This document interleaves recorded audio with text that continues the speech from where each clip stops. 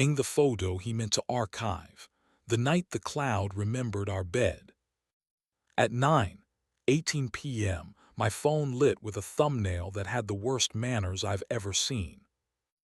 "Memories for you," the cloud chirped, riffling through a decade as if it were a drawer. Under the polite blue banner, a grid of images it called tonight 1 year ago.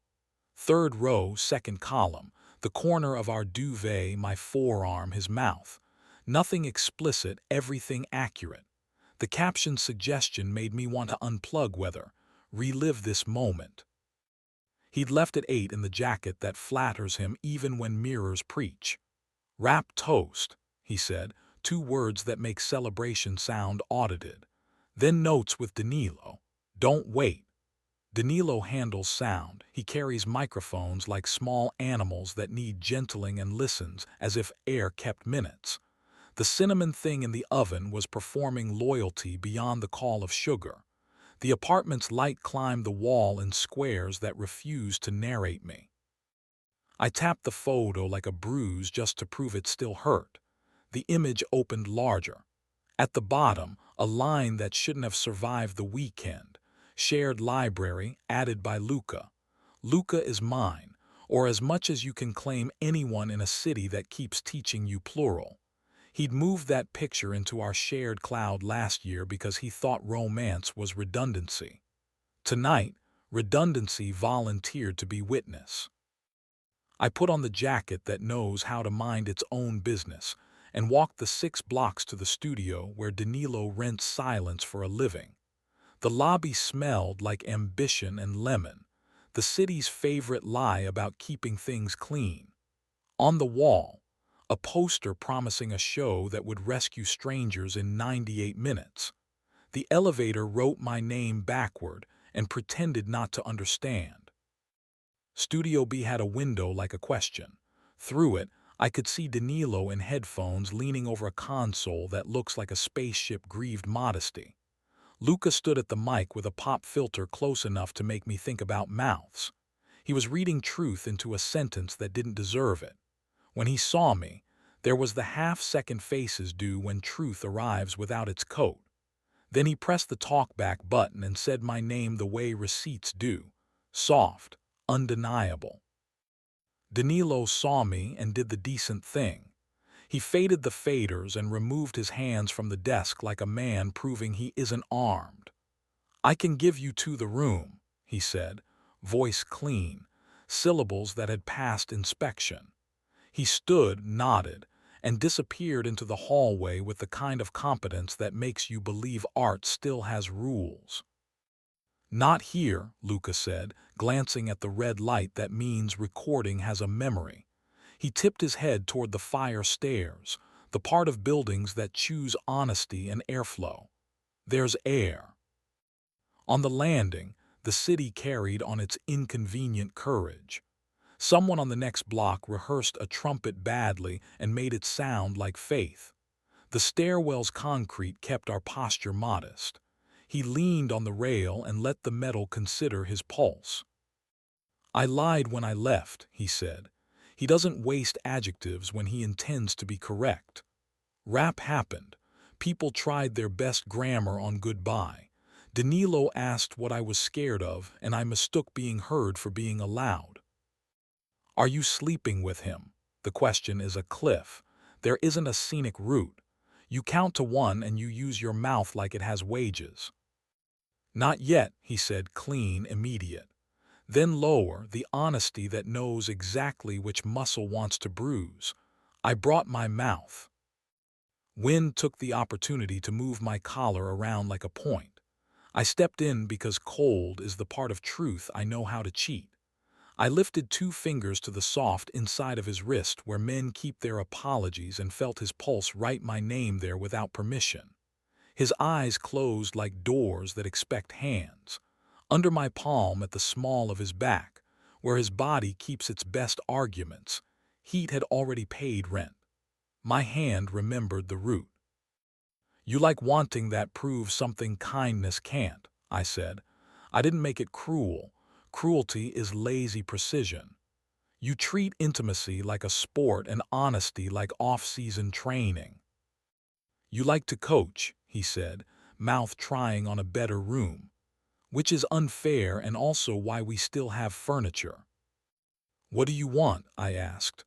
Right now, not the apology you drafted for daylight. He stepped into the inch that becomes a lie if you respect it too much. Heat crossed cotton like a fact that doesn't need votes. He spoke close enough that punctuation found my lower lip. I want to go home, he said. I want you to want me where our towels remember us and desire doesn't need a cloud to prove it happened. We didn't kiss where stairwell echoes can acquire contracts. I put my thumb at the hinge of his jaw, the spare key to truth, and turned him toward the door. Back inside Studio B, Danilo had left a bottle of water and the console's power light winking like a small, tired conscience. On the screen, our shared library icon sat in the menu bar as if loyalty could be mounted like a drive. Delete it, I said. I will, he said. But I wanted it because, he stopped, rotated the water in his hand like he could read the past in its orbit. Because memory lies better than us if we let it, and I wanted something to lie for us. Memory isn't consent, I said. I reached past him and dragged the photo to the new icon the cloud provided to theater people, recently deleted.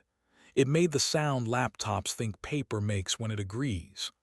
Home, I added, because some words deserve to be out loud. We walked those same 6 blocks back in a silence I envied.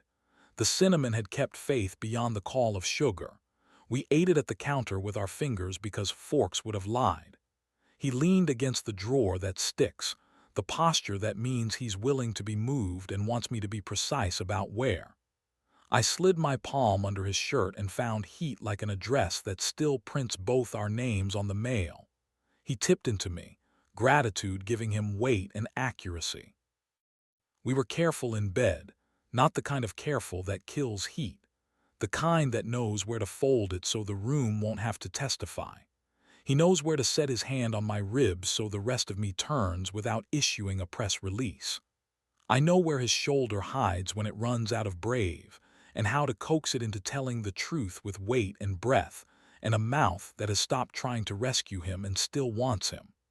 I won't write you the choreography. I'll tell you the room remembered to breathe, and morning forgave us because it had other work. We slept like people who aren't finished. Light shouldered the blinds with the confidence of a suggestion. He made coffee the way he does when he wants me to listen. The cloud sat between us on the table in the shape of 2 phones and 1 rule. He started with small truths because small truths keep larger ones upright. I liked hearing my voice sound like it belonged in a room without bills, he said. I liked a man who talks to machines that refuse to lie. I kissed him once. He told me I was saying the sentence in the wrong room. Do you want to be here? I asked, and the grammar did not stammer. Yes, he said. To put what's interesting where it belongs, on work, not on strangers. To be boring with you on purpose, not by surrender. We made boring plans because boring is the trick that keeps lives from becoming memorabilia. We turned off shared library except for the folder called Both that holds grocery lists, warranties, and the one picture of our stupid plant when it accidentally looked like hope. We added a rule to the fridge with a magnet arrogant enough to believe in whales. If one of us craves 30 minutes of attention that doesn't belong to the other, we call it craving, not crisis, and we walk it to the bakery where eclairs bully your mouth into meaning nothing but sugar. 2 afternoons later, I saw Danilo under a cafe awning that smells like ambition and lemon, the city's favorite lie. He gave me the nod men use when they've chosen to be furniture on purpose. He didn't apologize and I didn't deputize. We stood under the chalkboard where soups negotiate for adjectives. I'm not auditioning for sainthood, he said. His consonants had passed inspection. He kissed me once. I told him he was saying the sentence in the wrong room. I like my sleep. I like his mornings belonging to you. You could have not said anything, I said. You could have made better fiction, he answered. This makes both our lives cheaper. He looked at the street as if traffic were a waveform worth cleaning. You don't need my testimony, but if it steadies you, nothing worth deleting happened. It steadies, I said, and found a floor under the day. We didn't become friends. We became men with a shared interest in someone else's better decision. It's not a romance, it's a treaty. A week later at 9:18 again, as if the hour had acquired a degree, my phone buzzed with a suggestive insult. Because you liked tonight 1 year ago, the cloud wanted to sell me a subscription to myself. Across the room, Luca had already opened his phone and was muttering to settings. He toggled memories off. He toggled suggestions off. He changed shared to manual. He changed my contact name in his phone from Julian to Julian Home. Hyphens don't do miracles, they do administrative grace. On certain nights when the city forgets to be clever, his mouth finds mine with the urgency thunderstorms claim and the patience laundry requires. We stay just on the lawful side of the line because good heat doesn't need choreography to be true. When it's done with us, when we are done with it, he rests his palm where my back keeps its heat like a bookmark that has always known the right page. Sometimes the cloud still sends smug summaries. Storage almost full. I don't trust it. I trust the square of light at 4 when it climbs our wall like an idea that finally put on shoes. I trust the bowl that catches our phones like obedient coins. I trust the way his hand finds my ribs without asking permission from thumbnails. And if a platform ever tries again to show me a bed I already recognize without me in it, I know the script we intend to prefer. I'll look at him and he'll look at me and we'll choose, quietly, domestically, with the stubborn mercy of people who keep choosing, to side with our kitchen over the algorithm, our chipped mugs over someone else's linen, this particular door learning, over and over, to open from the inside. 2 small footnotes, because lives adore encores. First, I kept the screenshot, the one that says shared library, added by Luca over the corner of our duvet like a caption that didn't ask permission. Not to punish us, to remember the hinge where the night swung. A tidy rectangle proving that a cloud can mistake itself for a conscience, and that 2 men, if they're stubborn enough, can be louder than a machine without raising their voices. Second, the plant in the window tried to look alive again. We didn't reward it with meaning. We watered it anyway. It turns out love is just logistics with decent timing.